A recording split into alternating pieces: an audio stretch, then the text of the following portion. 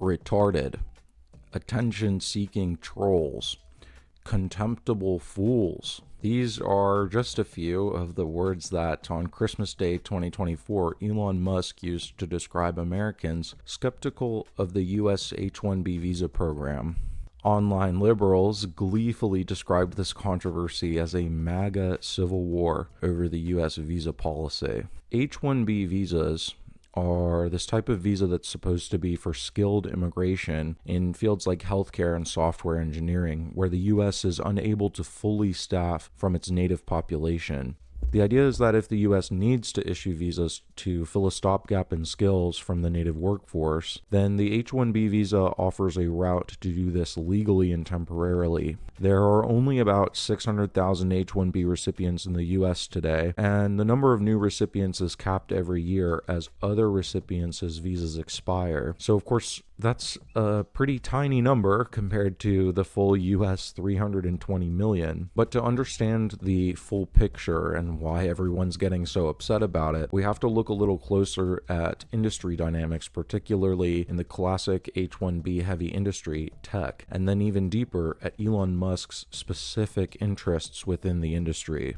The current number of software engineers in the US is estimated at about 4.4 million. The unemployment rate among software engineers in the US sits at around 2.5%, and with more than 1.7 million job openings today, there is a massive supply and demand problem. That means that for every unemployed software engineer in the US, there are approximately 3 job openings, and that's estimating low. It would seem based on this that the US is therefore not importing or producing enough competent software engineers, so the H-1B visa program, far from being a threat, is actually being underutilized, which is why in 2024, Google, Microsoft, Meta, Amazon, and Apple increased their demand for H-1B visas by 189%. But it's not like all jobs are created equal.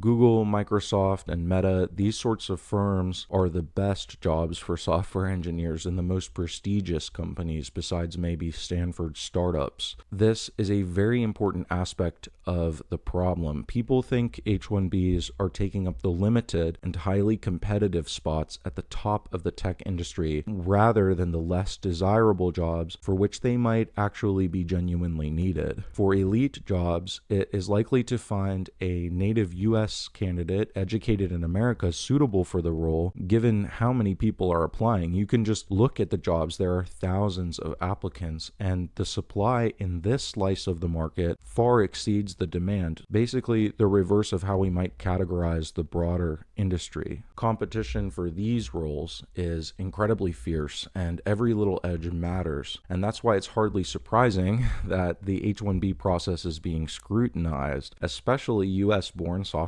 engineers are wondering if H-1Bs are getting an edge over them. The contention in the minds of the engineering skeptics and the MAGA right is that the current system is not actually a meritocracy, that H-1B visas, the majority of which are awarded to Indian candidates, aren't actually better suited for the job, they're just cheaper. I really liked this explanation at first because it makes theoretical sense, but this idea would have to explain why the prevailing wage rule doesn't work. Under this rule, employers must pay H-1B workers either the prevailing wage for the job or the actual wage paid to similarly qualified employees, whichever is higher. This intends to ensure that H-1B workers are not paid less than US citizens, accounting for both fairness to the foreign worker and competitiveness for the US worker. H-1B visas, that's not what it's about. It's about taking American jobs and bringing over essentially what become indentured servants at lower wages. This thing's a scam by the oligarchs in Silicon Valley to basically take jobs from American citizens, give them to what become indentured servants from foreign countries, and then pay them less. Simple.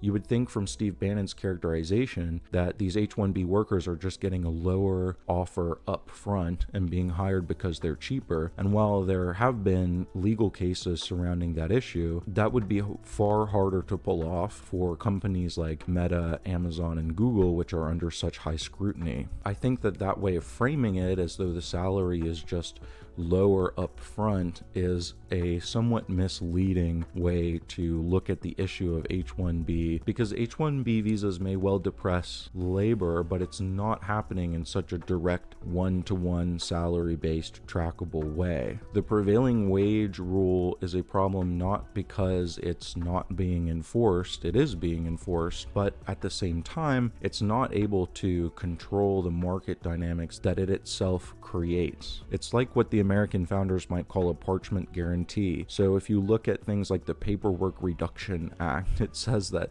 the U.S. government will reduce its regulatory burden and paperwork. This act, along with the suite of other acts trying to control the regulatory burden in the United States, have all failed to reduce real regulatory burdens, at least enough for people like Elon Musk, who still thinks that despite these laws on the books, the U.S. regulatory environment is still out of control. So it doesn't so much matter whether a law is on the books. What matters is what is the true effect of these laws. When it comes to the Paperwork Reduction Act or the Small Business Regulatory Enforcement Fairness Act, they don't have, according to Elon, sufficient enforcement mechanisms, so they don't work. And I agree with Elon about these regulatory laws, and I think the same is true when it comes to the prevailing wage rule. When more workers enter the job market, this increases the supply of labor, and if the demand remains constant, basic economics suggests that the wages will probably decrease. So the fact that the H1B promises prevailing wage is small consolation if it also, by its very existence, is driving the wages down, which, by the way, is totally consistent with the research on the issue. Importing labor drives wages down. Some counter-argue that demand in tech is not constant, though. As more skilled workers become available, companies expand their projects and hire more workers rather than lowering wages. This expansion should increase wage levels, even given a larger and growing labor pool. And this expansion in the world of tech would mean innovation. So therefore, by allowing tech companies sufficient labor force to expand, H1Bs are really and truly keeping the US at the forefront of innovation. And this would also explain why employers bother with the higher cost and hassle of hiring H1Bs. Employers have to pay fees for H1B petitions up to $6,000 per employee, and that's not to mention immigration costs, lawyers, and all of these other extra expenses and hassles paid by the company. So if H1Bs are hired with at least the same salary, then the sponsorship and legal fees on top, it would seem like H1B hires are actually less competitive than their US counterparts who don't require this additional cost burden. Therefore, the gripes from the tech bros and the MAGAs talking about how the Indian competition is unfair wouldn't hold as much water. Indians are actually being hired despite the fact that they cost more. But there's a weird fly in the ointment for this whole explanation, at least for Elon, because even though Elon Musk is the first to defend H1Bs and say that they represent innovation, his criticisms of his tech competition has always been that they are too bloated and flabby, unlike his companies, which are far leaner and more efficient, according to him.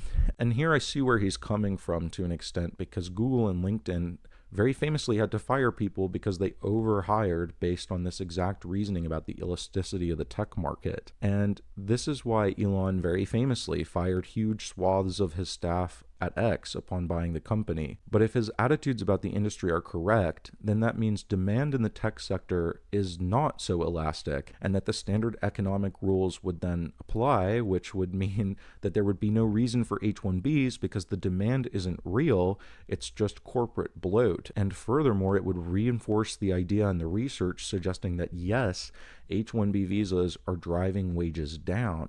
So why is this worth it for Elon? I think it's because his companies aren't at the top of the software engineering game. So the more prestigious firms like Google soak up all of the real cream of the crop, which is the cream of the American talent. Elon is getting the Indian version of the cream of the crop, and he thinks it's better than lower tiers of American schools, even if American schools are actually rated higher, by the way. And I think a part of this is because Indian engineers are more accepting of Elon's management style for which pay is lower and work is considered its own reward. Any Indian would be grateful to have that job at that salary with those benefits because it's still way better than any offer they're going to get from an Indian firm. But that doesn't actually mean that they represent the best and brightest in the field. That could just mean they're more expedient for Elon's talent acquisition and management strategy, which maximizes owner leverage. Either the H1B visa recipients are actually that much better, or Elon has been using the visa to avoid the comparative generosity, which is the industry norm for top tech firms. Rather than the literal wage, what's the best market setup for Elon as an owner in terms of leverage? H1Bs are in an inherently far weaker negotiating position as employees because they can't as easily job hop from a job that sponsored them. And when it comes to salary negotiations, any base offer from an American company will outcompete Indian alternatives automatically. He has excellent leverage over H1Bs to accept his labor standards as normal and good, and further leverage if he can pull off making this management style the standard view of Americans. Elon's ideal employee is one with the least amount of leverage over him as the owner, to include cultural leverage of what is acceptable pay and hours and standards. Of course, he's very well known to have a very grind-setty approach to productivity, which is his excuse for hating remote work and his tech competition for paying too much and allowing their employees to have too much paid time off and workplace freedom. Elon sees an 80-hour work week as a badge of honor and a totem of productivity and passion. And, that's his style. That's his approach to management. It's very traditional, plus, and that's cool and it's all fine, but the problem comes when it seems like to Elon this is the only path towards innovation and productivity, which would explain why he's so annoyed when other tech companies take a different, more trusting and hands-off approach. A good lens for this is the working from home debate. For many owners and employers, it doesn't matter if you're ideologically devoted 80 hours a week in person. You just need to get your job done, and if you can do it remotely and you prefer to do it remotely, then you should just do it remotely. To me, this is a genuine win-win scenario, but it's anathema to Elon, who suspects that this is a signal of laziness, even if the productivity is theoretically identical. And I think Elon is in the minority in America in his views because, especially post-COVID, more and more Americans are asking why not to these ideas like remote work. But this trend is also decreasing Elon's brand and leverage, because if top engineers would rather go to a firm where they can make more money for less hassle while producing the same or even more innovative products than they can at Elon's company, he's going to lose in the struggle for top talent with other firms. H1Bs, on the other hand, who are in a far weaker position, are therefore the perfect candidates for his business. If they were taken away, the leverage that they represent would be taken away, and Elon would have to adjust his corporate policies to actually attract better engineers, and that would include more expensive and liberal compensation packages. Elon is trying to maximize his leverage, but workers have the ability to follow his lead and try to maximize theirs instead, which in this case means seeking to limit H1B workers as much as possible. It's just business. I think for Elon, it's just business. For the workers, it should be allowed to be just business as well.